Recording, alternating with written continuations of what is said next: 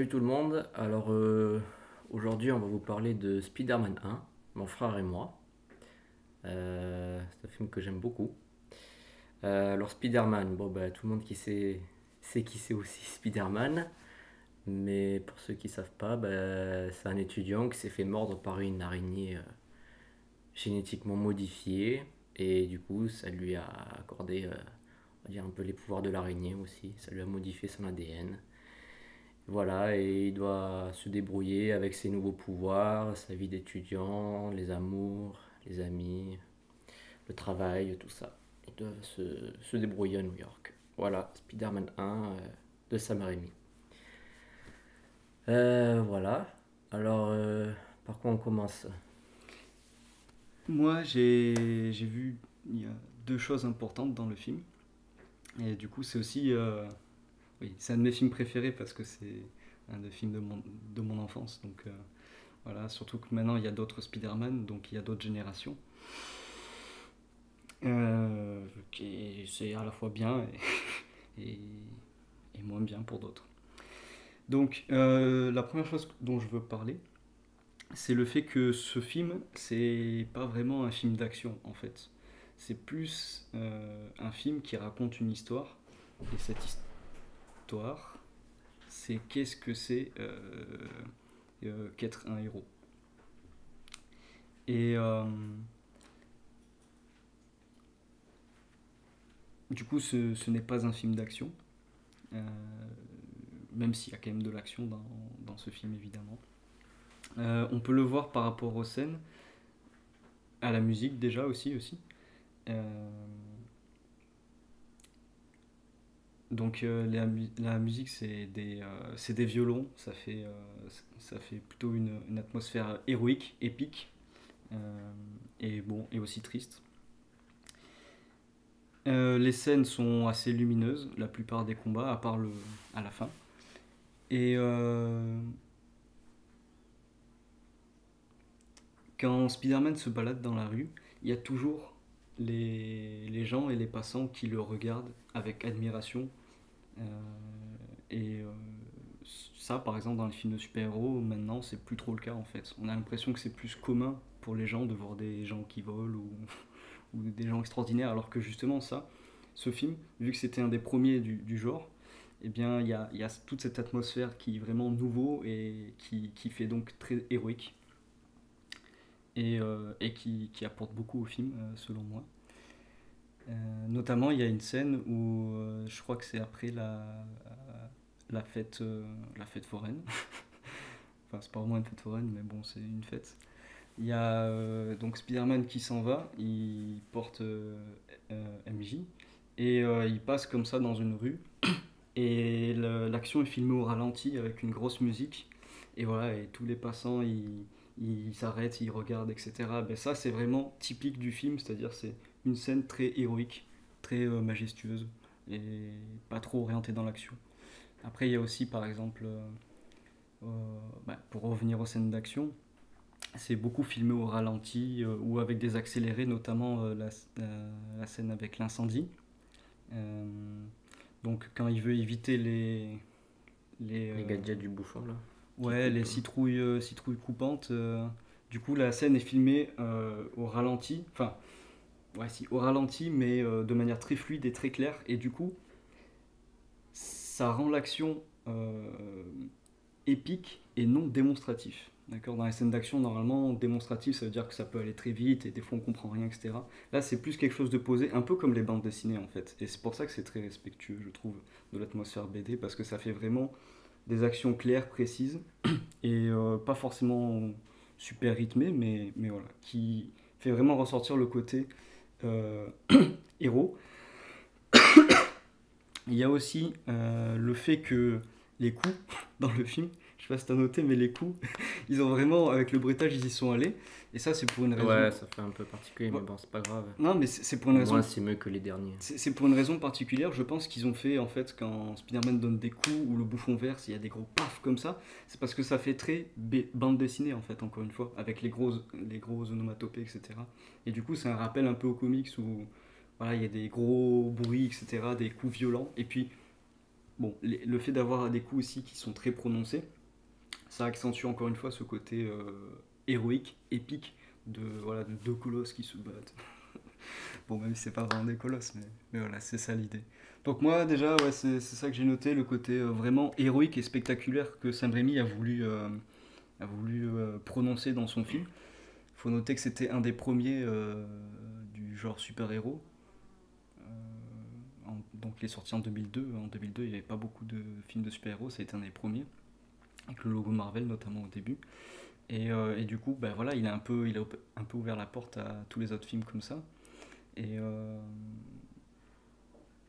voilà, du coup, le côté héros très prononcé et qui est fait exprès et qui rend ce film très important. Ouais, ben, moi, il y a plein de choses. La musique, du coup, les tambours et la violon, qui, pour moi, un bon film, il faut se souvenir de sa musique. Et si je dois comparer avec d'autres Spider-Man, je me souviens pas de leur musique, par exemple. Je me souviens que d'elle, celle du début. Qu'est-ce qu'il y a à dire? Ah oui, pour les pouvoirs. Que normalement, Spider-Man, il a les gadgets Moi, au poignet. j'en parlerai après, ouais. Ben, moi, j'aime bien cette version-là. Que je me dis, ben ouais, c'est vrai, l'araignée l'a mordu, donc ça a modifié son ADN, il a l'agilité, la résistance, la force, il peut grimper au mur. Ben, c'est vrai que pourquoi il aurait pas aussi en plus l'étoile qui lui soit intégrée. Bon, c'est vrai que du coup, à côté, on peut voir dans d'autres, par exemple, que du coup, ouais, c'est un petit génie parce qu'il arrive à se fabriquer ses propres toiles. Bon, ben là, c'est incorporé à lui-même avec l'ADN, mais moi, j'aime bien cette version-là. La Ça, force et la résistance, ça alterne entre les deux, avec l'histoire de Spider-Man et l'histoire du bouffon vert aussi, son ennemi. Et j'adore l'acteur, William Defoe. Il aurait pu faire un parfait Joker d'ailleurs, celui-là. il a été pressenti pour le rôle, non? Ouais, il a été pressenti, je crois, pour un Joker, mais il n'a pas été. Mais il aurait pu faire un parfait Joker. J'aime bien les scènes quand il se parle à lui-même où il est complètement taré. Ouais, Et il est très fort. il change d'un coup à l'autre, du genre le mec un peu peureux, pas sûr de lui, et le mec avec son gros sourire de psychopathe. Euh, Bon, bah, Tobey Maguire. Un acteur que j'adore. C'est dommage qu'il ait pas fait plus de films, mais un acteur que j'adore. Ouais. Et bah, je trouve que les acteurs sont tous bons. Que ce soit James Franco, Mary Jane. Jonah Jameson. Bon, Jonah Jameson, lui c'est le Jameson. Ah, c'est le vrai. Lui, dès que tu le vois, dès qu'il y a une scène avec lui, il n'y en a pas beaucoup, mais tu rigoles. Et même dans les autres Spider-Man, après, Ouais. dès qu'il y a une scène avec lui, Alors du coup, c'est trop marrant. pour rebondir un peu sur ce que tu dis, au niveau du rapport aux comics, il y a pas mal de gens, enfin j'ai entendu que du coup c'était pas le Spider-Man le plus respectueux des comics. Alors bon, j'ai fait une liste, du coup, dans le premier film, hein, bien sûr. Donc ce qui est pas respectueux du comics, il y a trois gros points. Bon, le premier c'est les lance-toiles, évidemment. Alors, c'est plus un choix du réalisateur d'ailleurs. J'ai lu que Sam Raimi il avait choisi de faire des lance-toiles organiques pour que ça soit déjà plus facile à comprendre. Puisque même si Spider-Man était connu à l'époque, il est quand même, enfin, il était moins connu que maintenant, justement grâce à ce film. Euh, du coup, ouais, c'était pour pas trop compliquer les choses. Déjà qu'il y avait quelqu'un qui avait des super pouvoirs, ça rendait les choses un peu plus lisibles et aussi plus réalistes dans la mesure où ouais, c'est l'araignée qui lui donne ses pouvoirs. Voilà, pas besoin d'accentuer le côté fort en science, puisque c'est bien montré dans le film et le fait qu'il soit fort en science. Ça, c'est important d'ailleurs, mais voilà. Et bon, la deuxième chose, évidemment, c'est Mary Jane Watson, hein, qui normalement c'est pas sa petite amie. Normalement, c'est Gwen Stacy.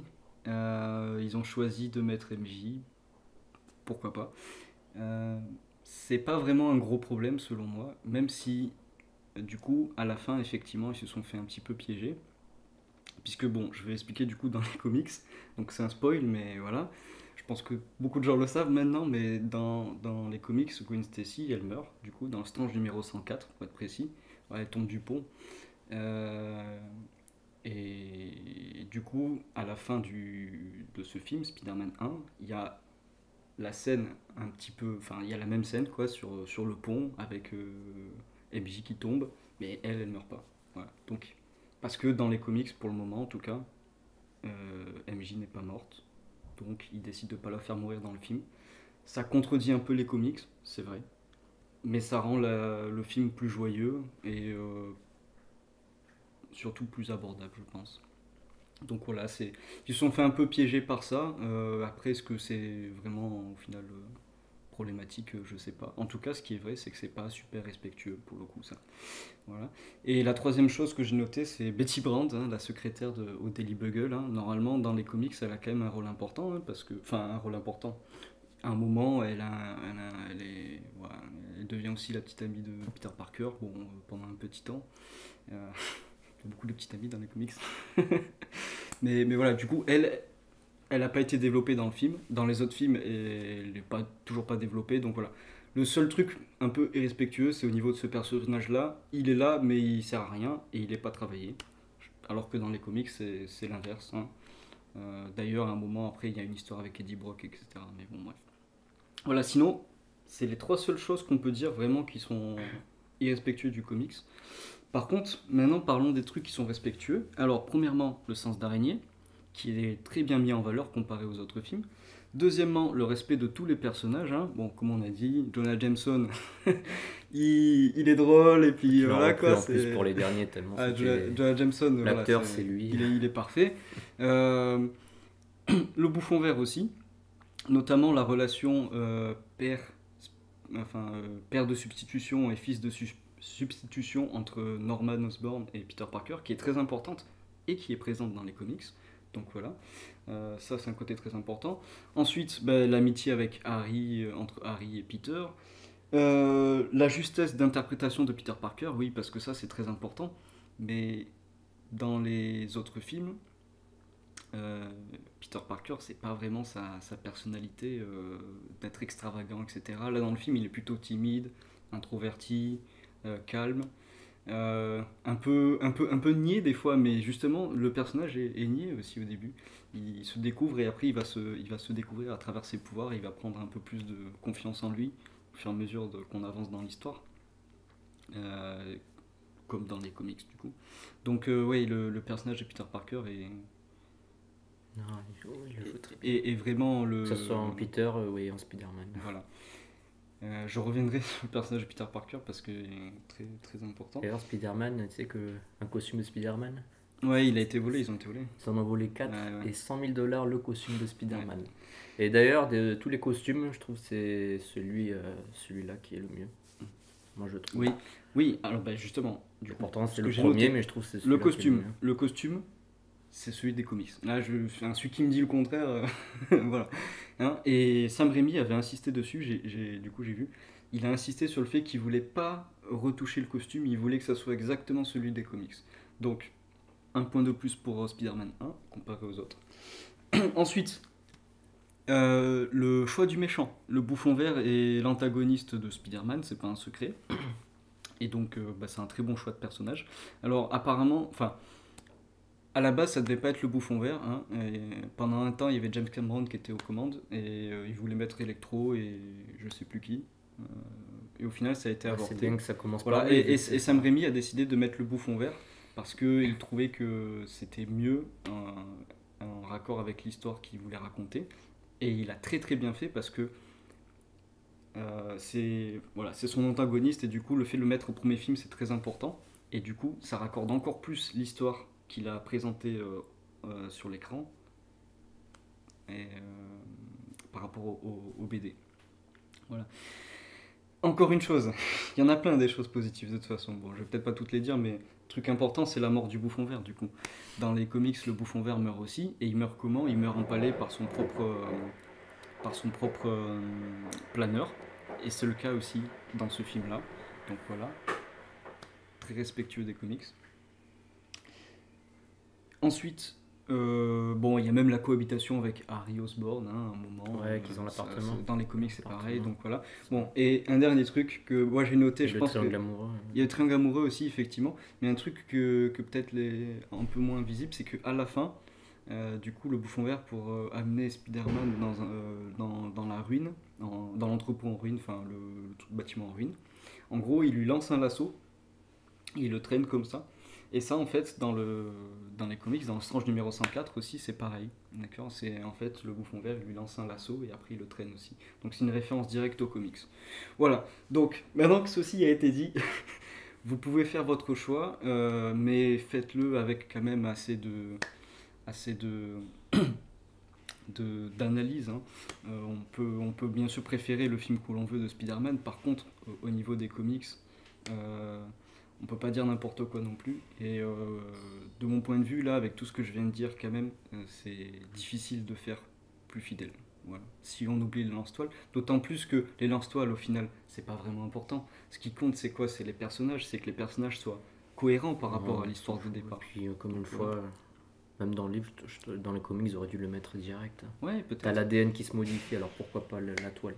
En tout cas, Comme ça, pour moi, c'est pas les lance-toiles qui fait la cohérence ou pas. C'est le respect des personnages et le respect des personnages est parfait dans ce film. Voilà. Donc par rapport aux comics, pour moi, c'est le Spider-Man le plus fidèle. Il n'y a pas photo. ouais, Spider-Man. Moi, j'aime bien la scène de la fin. Parce Ouais. que bon, il y a les bastons, quoi. Mhm. Mais la scène de la fin, quand même, avec le bouffon vert, bah, pour un film à l'époque avec les super-héros, elle est quand même hard parce que vu les coups qu'ils se mettent, il y a le costume complètement déchiré, Ouais. ils s'en mettent plein la gueule, t'as le sang, au moins tu vois le sang qui. Tu sens les coups quand ils morflent. Et encore une fois, ça fait un peu BD le combat, tu vois. C'est-à-dire qu'au début, c'est Spider-Man qui prend tout. Ouais, ils s'en ramassent plein la Et gueule. il prend la citrouille, etc. Ouais, la Et citrouille, au ça lui niveau, fait mal. voilà, au niveau de la construction, tu vois, il prend quelques coups, il prend la citrouille qui est un peu le gros coup qu'il prend, et après ça s'inverse, comme dans les BD du coup, où il y a quelques coups, et puis le bouffon il prend très cher sur le mur aussi qui lui tombe dessus. Ouais, Et c'est donc après ça qu'il ça arrive, fait vraiment bande dessinée tout ça, la façon de construire l'action en fait. Et... Et comment ça se finit, voilà, avec le. Il essaie de ruser, Ouais. parce qu'il le connaît, du coup il enlève le masque, il essaie Mm. de ruser, et bon, ben le coup du planeur, bon, ben là, on le sent aussi que ça lui fait mal. Ouais, Très mal même. ouais. Non, j'ai adoré. Et Et en plus, du coup, il y a tout qui prépare pour la suite. Voilà, le triangle amoureux que MJ, du coup, bah, elle est plus avec Harry, c'est Peter. Bon, il la qui lui repousse, il faut choisit que ouais, l'amitié. il lui met quand même un râteau. Il choisit du coup, et sûrement qu'il. On le voit dans Alors, le 2 qui regrette après, mais. ouais, d'ailleurs, au niveau de la fin, effectivement, le fait que. J'en ai pas parlé, mais c'est de ce film que vient du coup un grand pouvoir implique de grandes responsabilités. Ouais, ça, c'est la réplique Et la ça, réplique de ce film. ça c'est la définition même de l'héroïsme en fait. Un grand pouvoir implique de grandes responsabilités, c'est la définition de l'héroïsme. Du coup, ça renvoie bon, voilà, à tout ce que j'avais dit sur l'héroïsme du film, le fait qu'il soit plus un film de. Un vrai film de super-héros qu'un film d'action. Et du coup, le choix à la fin, oui, de Peter de repousser MJ juste parce que voilà, il il veut pas la mettre en danger, etc. C'est cliché, c'est vrai, mais à la base, c'était pas cliché puisque en fait, c'est un des premiers films qui a fait ça, pour être d'ailleurs en accord avec les livres, encore une fois. Donc bon, c'est assez cliché, mais encore une fois, à l'époque, ça l'était pas, euh, puisque c'était un des premiers films à faire ça. Et du coup, c'est cohérent. Même si c'est vrai que c'est quand même un peu bizarre. Bon. Hein. Ouais, mais Parce qu'il porte un masque c'est vrai et qu'il a tout, toujours voulu être avec elle, ben, elle ouais. l'a choisi. Enfin, Je bon. pense que c'est en voyant peut-être avec l'histoire du bouffon vert et tout ça que. Oui. S'il a à chaque fois, ben, quand il a vu sur le pont qu'elle est. Ouais. Il a réussi à les sauver tous les deux, mais elle a failli mourir, quoi. Il s'est dit, ouais, mais si je fais à chaque fois ça. Le choix sur le pont, d'ailleurs. Bah, après, il choisira. Ouais. Encore une fois, un choix, il doit Ou sauver. bien le plan où Voilà. il laisse tomber les deux tombes et tu vois juste les yeux de Spider-Man, Ouais. MJ d'un côté et les enfants de l'autre. Bon, il va quand même récupérer Bah, elle tombe MJ plus vite, d'abord, elle tombe plus ouais, vite aussi. parce qu'après il pourra attraper le câble pour les gosses. Et ouais. Et ça, c'est encore, c'est un choix qui ramène à l'héroïsme. C'est-à-dire, il doit faire un choix entre deux trucs impossibles et ça renvoie à la définition même de qu'est-ce que c'est être un héros. Est-ce que c'est faire le bon choix? Est-ce que c'est. Voilà. Donc vraiment, il y a toute cette dimension qui est toujours toujours présente dans le film. Ouais, bah, j'ai envie de parler juste de les petites anecdotes. L'acteur fétiche de Après, Sam Raimi, ouais, je finis. Bruce Campbell, qui est dans les Evil Dead. Bah, on le voit en fait, c'est quand il y a quand il y a les matchs là de combat, c'est le présentateur en fait, c'est lui qui nomme Spider-Man. Mm. Et d'ailleurs, il a un rôle différent à chaque fois dans Spider-Man 2 et dans Le Spider-Man maître 3. d'hôtel À un dans moment le donné, 2. c'est le maître d'hôtel Et après, et l'autre, c'est au restaurant. resto italien.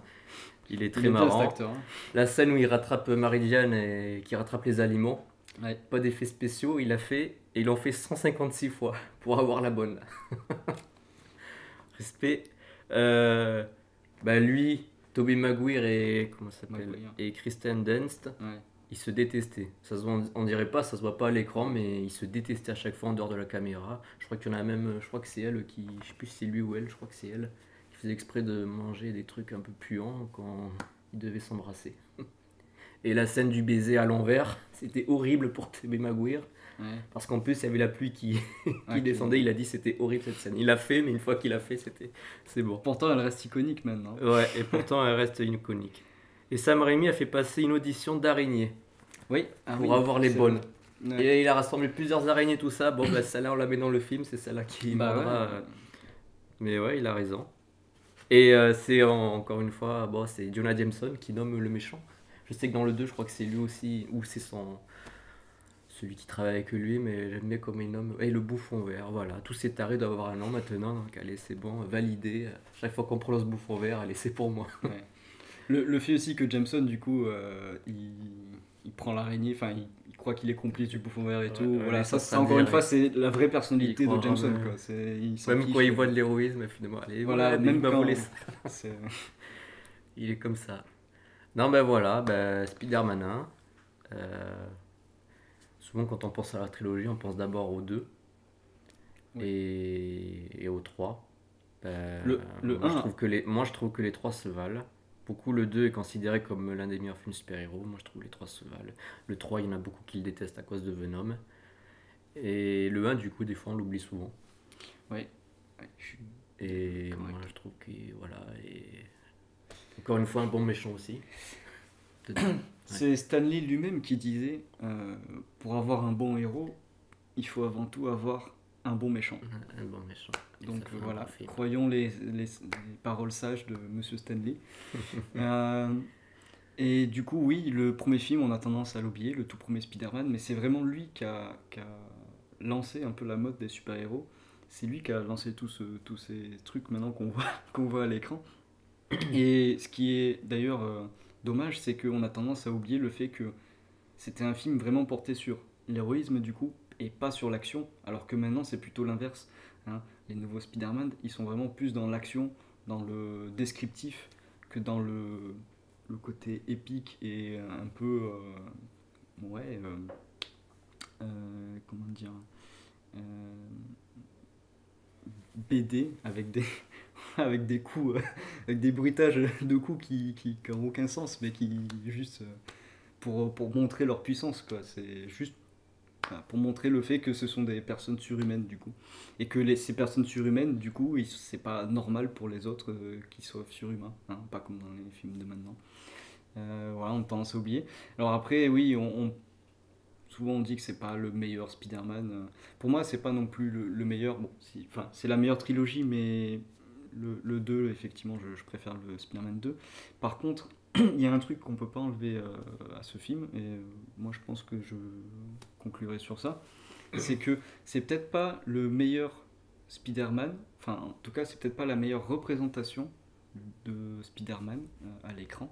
Par contre, c'est sûr, c'est la meilleure représentation de Peter Parker. Euh, Parce que dans le film, il aide beaucoup les gens.